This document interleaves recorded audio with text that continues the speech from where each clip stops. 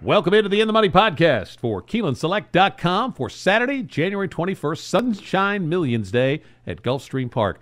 I'm Tom Leach, along with Jim Goodman, Keeneland's Director of Mutuals and Simulcasting, and we're going to look at the 5 stakes races on the card, and then also go back and pick up the late pick 4 and give you some thoughts on that. So, Jim, we'll start in the third race, the Sunshine Millions Filly and Mare Turf at a mile and a 16th, and a couple of these early stakes, not big fields. Where did you land? Yeah, they're fairly competitive, though. I mean, they're not big fields, but I stuck with Ronto's Lily here because of the early speed. And I think that she probably goes to the front, and the rest of the field doesn't have much early speed. That turf course down there usually favors horses that can get the lead, and Jaramillo knows how to rate them, and he's a move up from Meneses on the jockey side. So I think Ronto's Lily is my pick here. Might be a little bit of a price because I think some of these other horses have been running against as good, if not better, competition. Frosty Friday could be the key. If she runs with Ronto's Lily, it could set up for a closer like Mom's on Strike, the 2-horse. First turf race was really good. The Pebbles at Belmont ran a really good second at 51-1. So if there's a little bit of a speed duel, I think it sets up well for her. E.B. Rider, best bet is probably to place her show. With 20 starts at Gulfstream, she's won 2 and finished second 6 times. So if you're looking for a little bit of money to try to turn for later on, might put E.B. Rider in there as a place or a show bet. But I'm going to take Ronto's Lily on top, the 6-horse.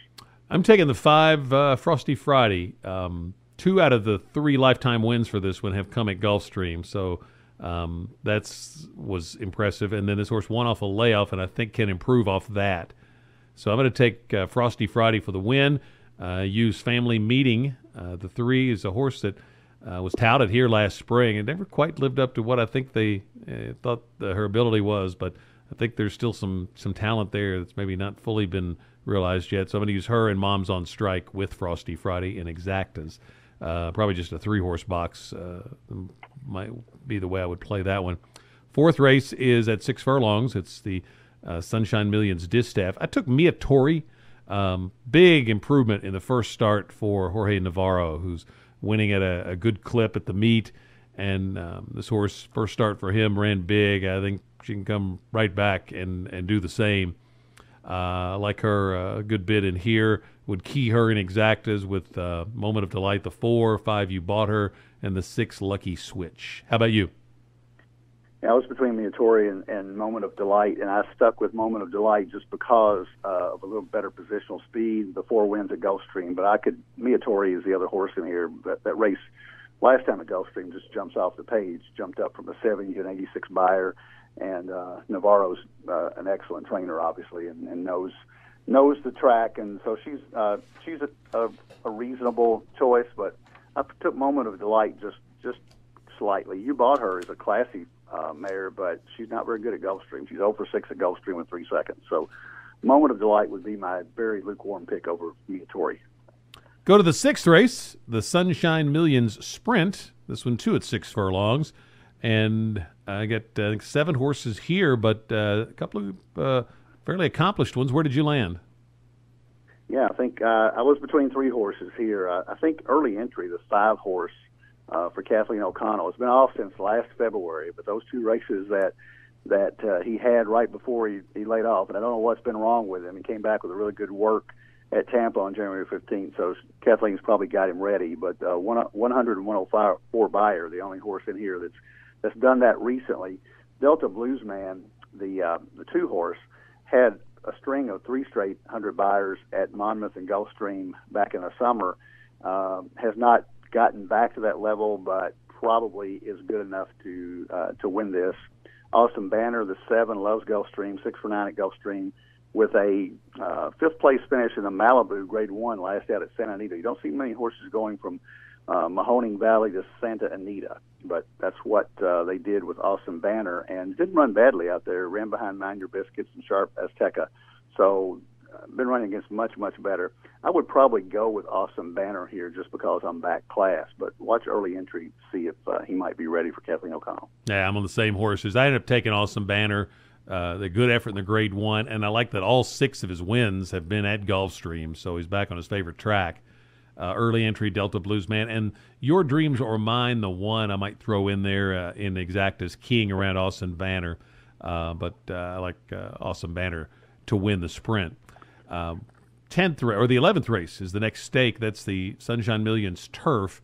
They're going a mile and a 16th on the Gulfstream grass, and didn't have a strong opinion here. I ended up going back to Go Around. Second start off a layoff, and has won at Gulfstream before. And Bill Mott obviously knows how to get one to the winner's circle off the grass. So didn't have a strong opinion. I just kind of thought this horse was a second off the layoff, maybe ready to run his best. I would also use Reporting Star, the 2, Two-Step Time, the 3. I thought Class and Cash had a little bit of a shot at a price. And if you want to go one more, I'd say Enterprising, the 6. How about you? I'm right with you. This race was the easiest to handicap. When you first look at it, the 2 Reporting Star and the 8 Go Around come out the same race. And the race was at Gulfstream, the El Prado, on December 17th, and Heart to Heart was in there, went wire to wire, and Flatline, who came back and won last weekend, the stakes race at Gulfstream. So that's the key race, and they were within a half length of each other, so I'm going to flip a coin between those two. Go Around would probably be my pick because of Castellano over Saez. But other than that, I think they're even, and I think they're going to be my picks in the pick 4 when we talk about that in a few minutes. But the 2 and the 8, maybe just slightly in the 8 Go Around. Now let's move to the 12th race, the Sunshine Millions Classic, and not a big field here to go a mile and an 1/8. Where did you land? Well, I'm doing the pick 4 here in a minute. Here we're going to talk about going heavy early and light late. I'm going to single Awesome Slew, the 8 horse, in the pick 4 here. A lightly raced 4-year-old, Fred Plessa, who really gets his horses ready at Gulfstream, even though he's not that hot this meet. He's normally a 15-16% trainer. I think Awesome Slew towers over this field because of the company he's been keeping. Ran behind Connect, 2 back in the Pennsylvania Derby. Won the Smarty Jones before that by 7 lengths. And in the Harlan's Holiday here on December 17th, which sets him up really well for this race, stretching out to a mile and 1/8, he lost to Stanford by 3 and the Keen Ice by a neck. So Awesome Slew here is my pick. I would take Piloting, the 6, who seems to be on the improve for Mark Casse, but needs the lead to win, I think. High Riverside, the 3, and We're All Set, the 4, who loves Gulfstream. So I would single Awesome Slew, and I'd also use him on top in Exacta Wheels and Trifecta. So Awesome Slew, the 8, is my pick in the Sunshine Millions Classic. I should pick him, but I'm going to try to beat him with 4. We're All Set. Second start for a new trainer whose barn's doing well at the meet. And I like the switch to one of the hottest jockeys at the meet. Saez is picking up the mount for more of a journeyman rider. So I thought that was an interesting move for We're All Set off a good effort last time. So I'm going to take the 4. 8 is definitely the one to beat. If you want to add one more, the 6 Piloting maybe, but I'm going to basically do a bigger exacta box with 4 and 8 and then use both in my pick 4, which starts in the 9th race. It's the non-winners of One Other Than on the turf. I took the 7 What's in a Kiss for the win for Chad Brown, a Euro invader, first time in the States. Accepting and India Montuana are the other ones I would use. If you want to go one more, Celtic Moonlight. 10th race, I would take My Girl Corey, another Chad Brown. Then Quality Lady, the 5, the 8 Melody Girl. I'd use Go Around, Two-Step Time, Reporting Star, Class and Cash in the turf, and then in the Classic, just go with the 2 We're All Set and Awesome Slew. So 3 or 4, by 3, by 4, by 2 for me. How about your pick 4 ticket? Well, on the 9th race, my all rule came in because I limited to 6 horses, and I refused to take 6 out of the 10, out of the 9 actually, if it's only on the turf. So there's 9 horses in there, so I'm going to go all here, not using 6. So my pick here would probably be Accepting, the 5, along with Gentle Kitten, the 9, but I'm not that strong on them, so I'm going to go ahead and go all at the beginning. In the second race, I'm going to use Storming Charlotte, the 3, Quality Lady, the 5, My Girl Corey, the 6, which would be my pick as well if I had to pick one here for Chad Brown. Also use Melody Girl, the 8, True Pleasure, the 9. That does break my rule because I'm using 5 out of 9, but I really don't think the other horses have much of a shot here. So 3, 5, 6, 8, 9.